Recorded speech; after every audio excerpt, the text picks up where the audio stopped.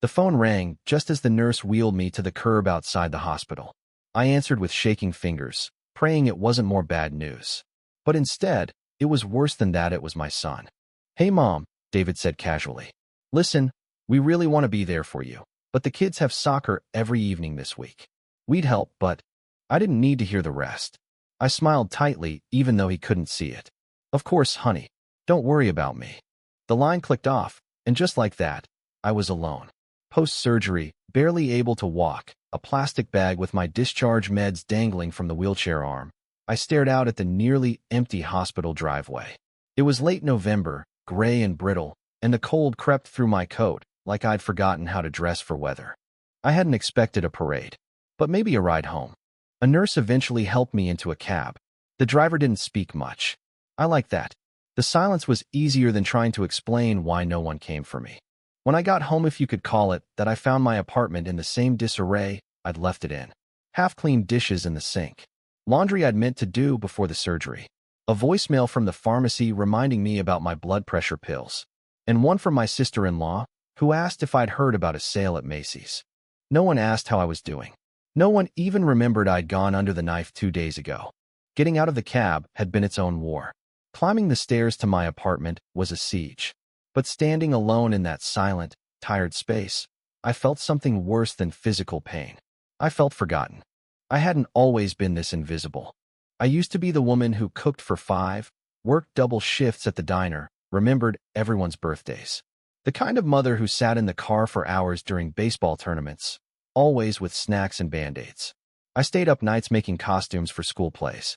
I kept every macaroni picture they made me, every note scribbled in crayon. And now?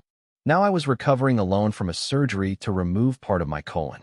Not life-threatening, but no walk in the park either. And no one, not David, not my daughter-in-law Jenna, not even my grandkids had shown up. Day 1, I heated up soup with trembling hands. My balance was off, so I ate sitting on the floor beside the kitchen counter. Day 2, I shuffled to the mailbox and found only a coupon for a cremation service. Day 3, I started talking to the plants. It was the silence that did it. I'd always loved quiet.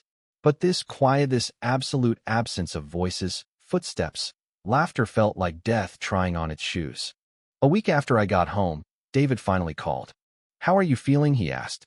"I'm healing," I said.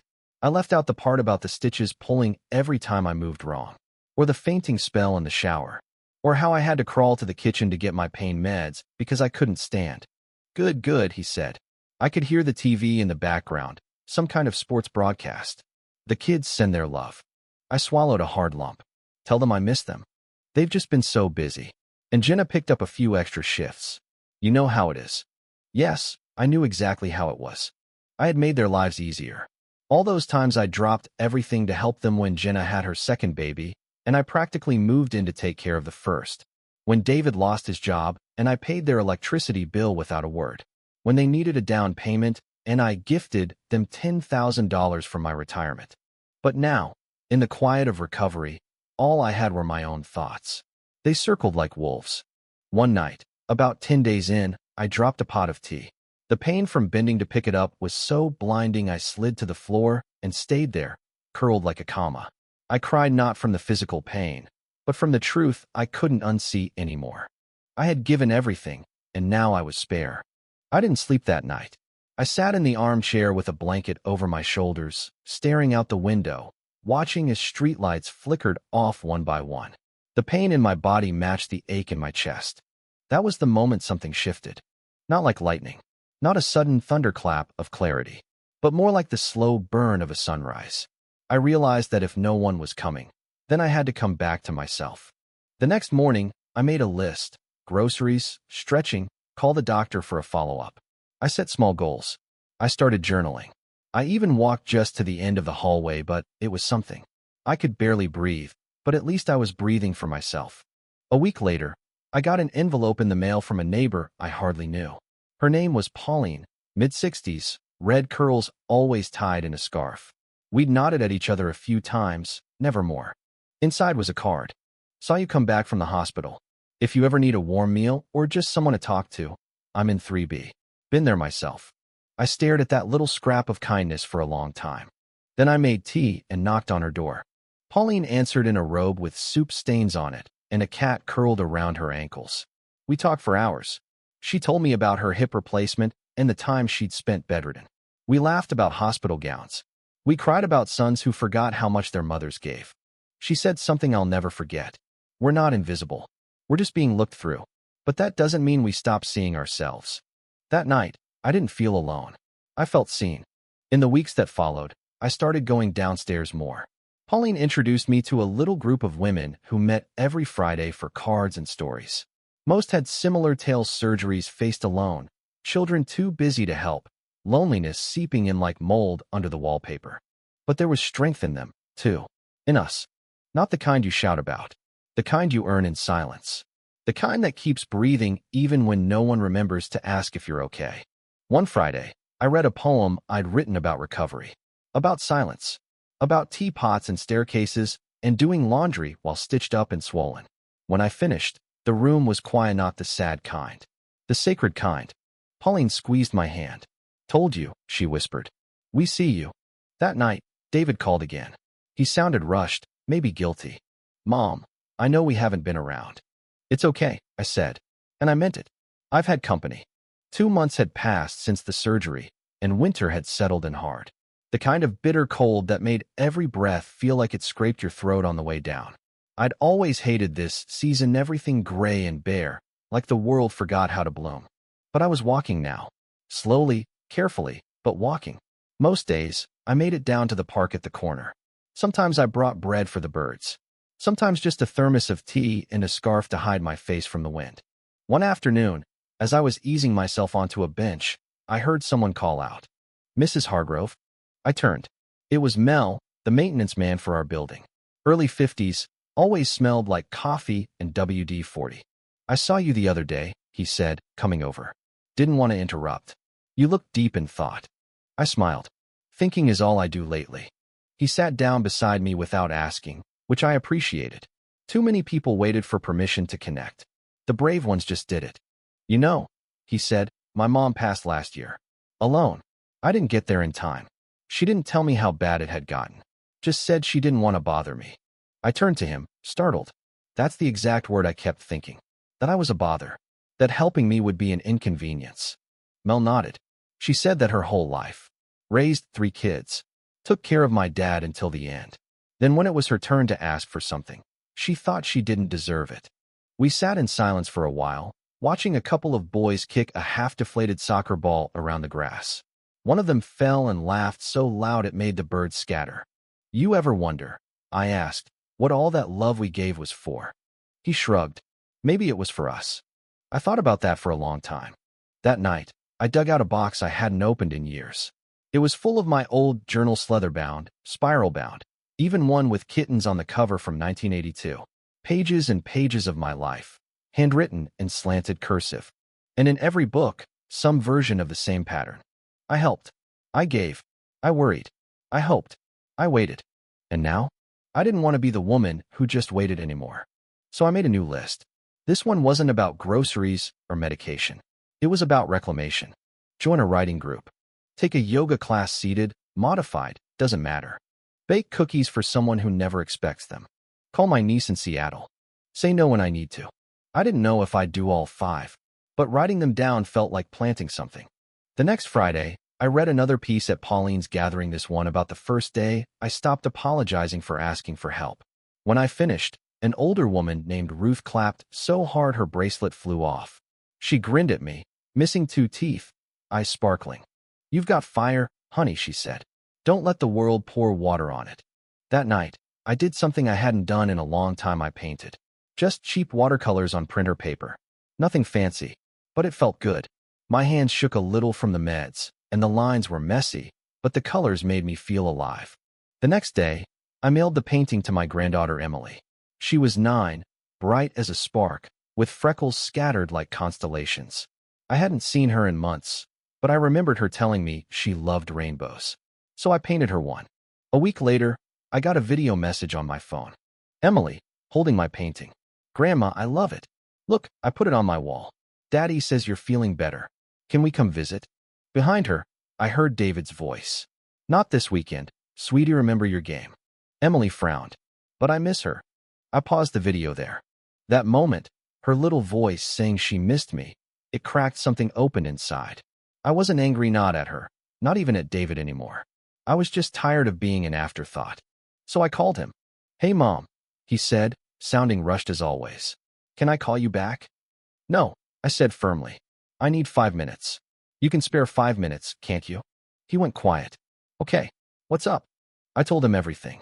Not with bitterness, not as a weapon, just truth. About how I struggled after the surgery.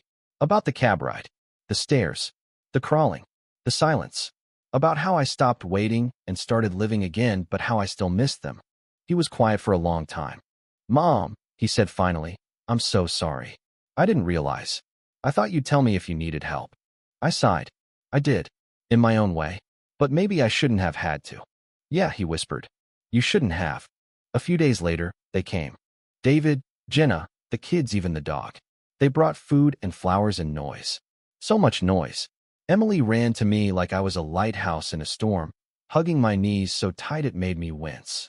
"I love your rainbow," she said. I smiled. "It's yours now." That weekend, we played cards. We laughed. I told stories I hadn't shared in years.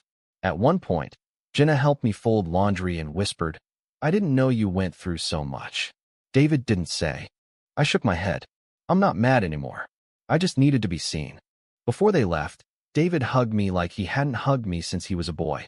"You're not a burden, Mom. I swear I'll do better." I believed him. Maybe not forever, but in that moment, I did. Later, I stood by the window, watching them pull away.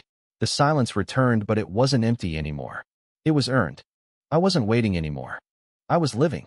And in that small, sacred truth, I found something I didn't expect. Peace. A week after their visit, I found myself waking up early, not from pain this time, but from a sense of purpose I hadn't felt in years. The apartment was quiet, but it no longer felt like a void. It was space, room to grow. I made myself a real breakfast for the first time in weeks: eggs, toast, even a slice of orange. It tasted like something I used to love. I sat by the window and watched the light come in, how it spread across the floor like a soft invitation. My body still hurt in the mornings, but it was the kind of pain that says, "You're still here. You still matter." Later that day, I went down to the community center. I'd heard they offered a memoir writing class for seniors, and something about it tugged at me. I wasn't sure if I'd have the courage to sign up, but I brought a pen and notebook just in case. The instructor, a woman in her 50s named Carla, welcomed me like I'd been expected.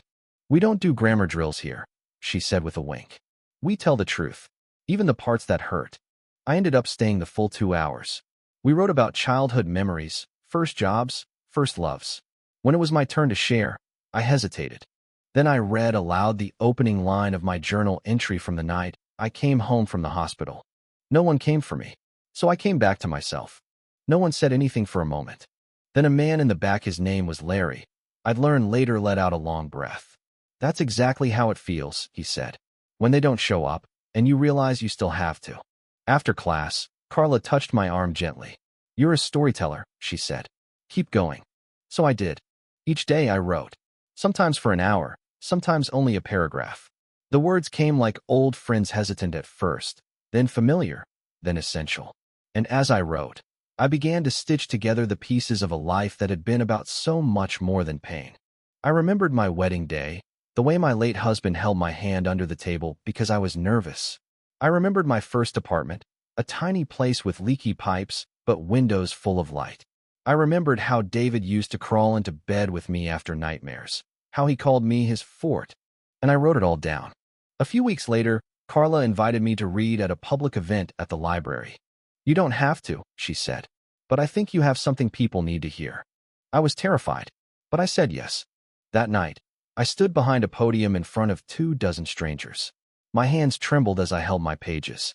I looked up and saw Pauline, Mel, even Ruth in the back row, grinning and giving me a thumbs up. I read the story of my recovery, not just from surgery, but from abandonment, invisibility, silence. When I finished, the room was still. Then came applause, not loud, but sincere, the kind that wraps around you like a shawl. Afterward, a young woman in the audience approached me, early 30s, tear-streaked cheeks. "I haven't spoken to my grandmother in 6 months," she said.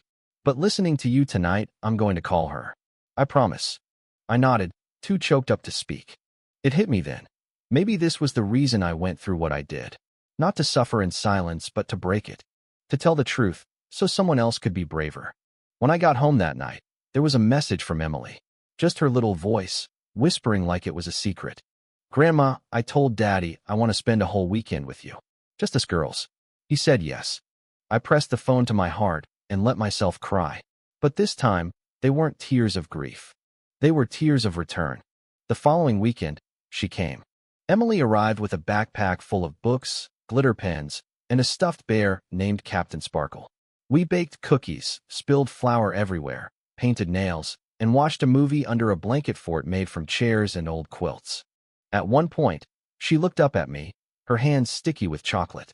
Grandma, she said, when I grow up, I want to be like you.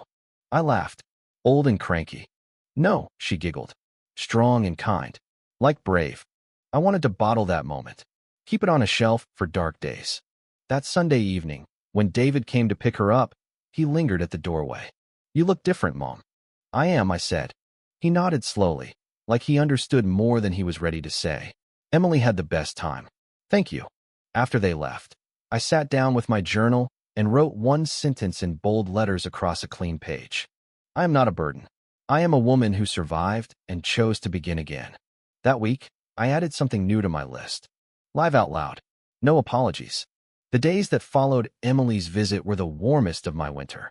Not because the weather chung at it was still cruelly cold, and the radiator in my apartment clicked like it was begging for mercy, but because something inside me had begun to thaw. The ache of loneliness had softened, like a bruise turning yellow. Still tender, but not fresh. I started painting more. Not for anyone, not even Emily. Just for me. I painted my hands wrinkled, liver spotted, but strong. I painted my little kitchen table, worn at the corners. I painted my old wedding dress from memory, with folds like ghostly waves. And then I painted a woman standing alone in a hospital driveway, her shoulders slumped, her face set like stone, but around her, I painted light. And this time, I didn't cry when I looked at her. I just whispered, "You're still here. You did it." Pauline came by with a thermos of soup and a pack of playing cards one evening. She plopped down on my couch like it was hers. I talked to Ruth, she said. She says you're the most popular voice in writing group now. Look at you, our little star. I smiled. I'm not trying to be anything. That's the trick, she said. When you finally stop trying to be something for everyone else, you become who you were meant to be. We played gin rummy until the soup was cold and the room full of laughter. I hadn't laughed like that in years. Not because there hadn't been chances, but because I hadn't allowed myself to. The next morning, I did something I never imagined I would do again. I danced. Just in my living room, alone, to a song I hadn't heard since the 70s. My hips creaked and my knees winced, but I didn't care. For 3 whole minutes, I wasn't recovering from anything. I was simply living. A few days later, I received a letter. Not an email, not a text, a real letter. Thick cream paper, careful handwriting. It was from a woman named Janet, who had attended the library reading. She was 72, a retired schoolteacher, widowed twice, childless. I never thought anyone else felt what I've felt, she wrote. But your story gave shape to something I thought only lived in the quiet corners of my heart. You made me brave enough to tell my truth, too. Thank you. I read it 3 times before folding it neatly and placing it in the small wooden box where I kept the few things that still made me feel like I mattered. Later that day, I decided to do something bold, maybe even foolish. I submitted an essay to a local online magazine for older women called Second Bloom. It was called "The Surgery Wasn't the Hardest Part." I didn't expect anything, but a week later, I got an email from the editor. She loved it. She wanted to publish it. She wanted more pieces. Me, a woman who'd once felt discarded after giving everything she had published. I sat in stunned silence, staring at the screen, then at my hands. They were trembling. Pauline was the first person I told. We went out to celebrate. Just a cheap diner with cracked vinyl booths and pie that tasted like sugar and nostalgia. But to me, it felt like 5 stars. You're blooming, she said, sipping her coffee. And I'm not talking about your name in a magazine. I mean here. She tapped her chest. In your spirit. I didn't argue. She was right. In early March, David called. He sounded tentative. "Mom, we're thinking of coming down again next weekend. Just for the day." I smiled, even though he couldn't see it. "You don't have to keep making up for the past, David." "I'm not," he said. "I just want to be part of your life again. Really." And this time, I believed him without needing to fix him. That weekend, when they arrived, Emily ran straight to the fridge. She'd left a drawing there, the last to me, a lopsided sun with stick figures holding hands, and was delighted it was still up. "This is me and you and Captain Sparkle," she announced. "And where's Daddy?" I teased. She pointed to a tiny dot in the background. "He's bringing snacks." David laughed from the doorway. "Sounds about right." Later, while Emily napped under a blanket with Captain Sparkle, David and I sat in the kitchen with mugs of tea. "I read your piece," he said quietly. I looked up. He tapped the side of his phone. "Jenna sent me the link. The part where you wrote, 'I was the lighthouse no one saw burning out.' That hit me, Mom. Hard." I didn't speak. "I didn't realize how selfish I'd been," he continued. "Not because I didn't love you, but because I thought love was enough even when I wasn't showing it." Now I spoke. "Love is action, David. It's being there when it's inconvenient. It's staying when it's messy." He nodded, eyes glossy. "I know that now." It wasn't a perfect apology, but it was real. And sometimes real is enough. A few days after they left, I was invited to speak at a local senior center. Not just read, but talk. Share my story, my truth, my lessons. I hesitated at first. Then I thought of Janet, of Carla, of Emily, of myself. So I said yes. The day of the event, I wore my best scarf and packed a folder of notes I barely looked at. The room was full, men and women with gray hair and tired shoulders, but open eyes. I told them about the surgery, the silence, the soup, the painting, the moment I chose to begin again. I said, "Some of us spend our whole lives giving, and when we finally need help, we don't know how to ask. Or worse way, ask, and no one comes. But that doesn't mean we're done. It means we begin again with ourselves, with each other. We are not burdens. We are the foundation." The room was silent. Then someone clapped. Then another. Then all of them. Afterward, a woman named June came up to me with tears in her eyes. "I thought I was the only one," she said. "But now I think maybe we're a generation of quiet warriors." I hugged her. "We are." That night, I went home, lit a candle, and sat by the window. I no longer feared the silence. Because I knew my voice now. And I wasn't afraid to use it. Spring came slow, the way healing does. It crept in through open windows and the sound of children returning to the park. There was no sudden shift, no grand unveiling, just warmth where cold had lived. I no longer counted days by how long it had been since someone called. Instead, I marked time by moments of presence. A neighbor named Carlos brought me tomatoes from his garden. Ruth invited me to her grandson's piano recital. Pauline and I started walking together once a week, usually just to the market and back, but it felt like a pilgrimage. A journey from isolation to community. I'd been invisible once. But I was seen now, not because I demanded it, but because I had finally seen myself. One afternoon, I got an email from Second Bloom. They were compiling a collection of essays for a print anthology, stories of resilience, wisdom, and late-life rebirth. They wanted mine to be the opening chapter. I stared at the screen for a long time, hand pressed to my chest. Not because I was shocked, but because something deep in me finally whispered, "This matters. You matter." I signed the contract, printed the pages, and cried quietly into my tea.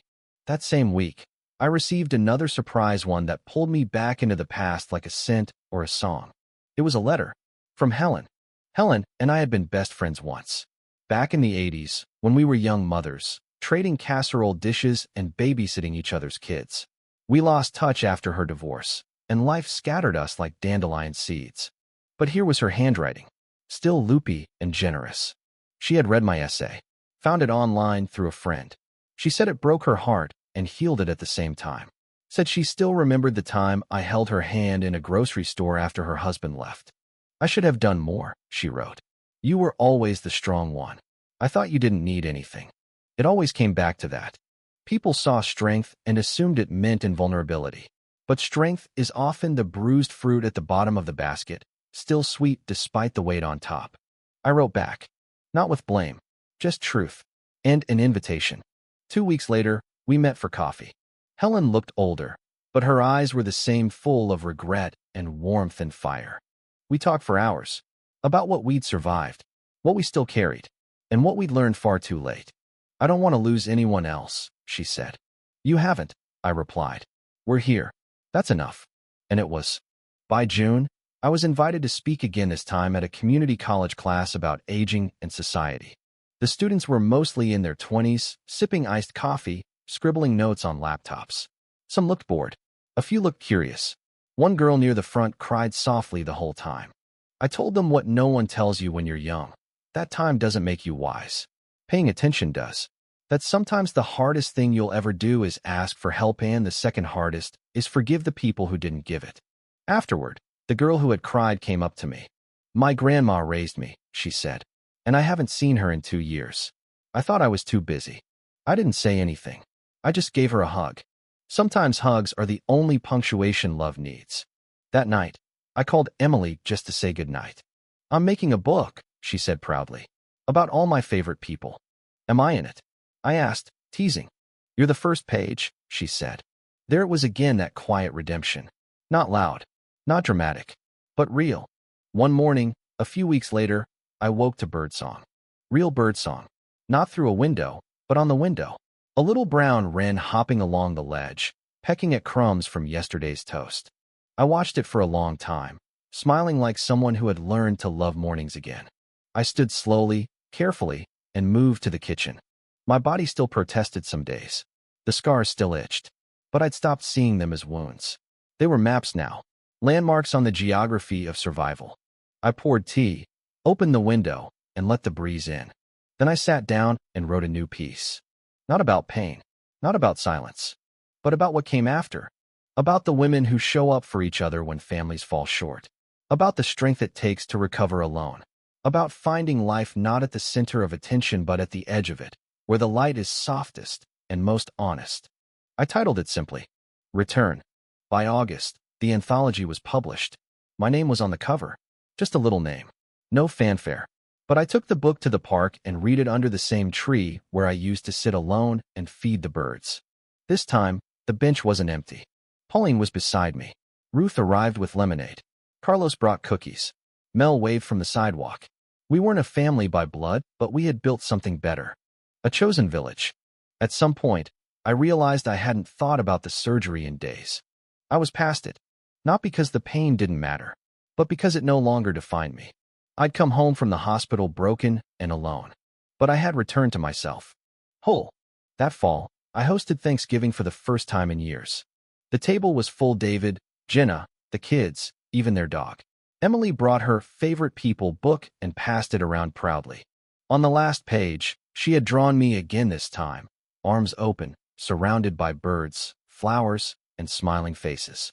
You look like a queen, I laughed. You are, she said seriously. A grandma queen. David came over as I was doing dishes. He dried silently for a while, then looked at me with something like awe. You're different, Mom, he said. Not just stronger. Lighter. Like you found something we didn't know you'd lost. I found me, I said. He put an arm around my shoulder and kissed my temple. I'm sorry it took so long to see you. I smiled. I'm just glad you finally did. And as the night wound down, and everyone left, and silence returned, I didn't dread it. I welcomed it. Because it wasn't the silence of abandonment anymore. It was the silence of peace. The kind you earn. The kind you live.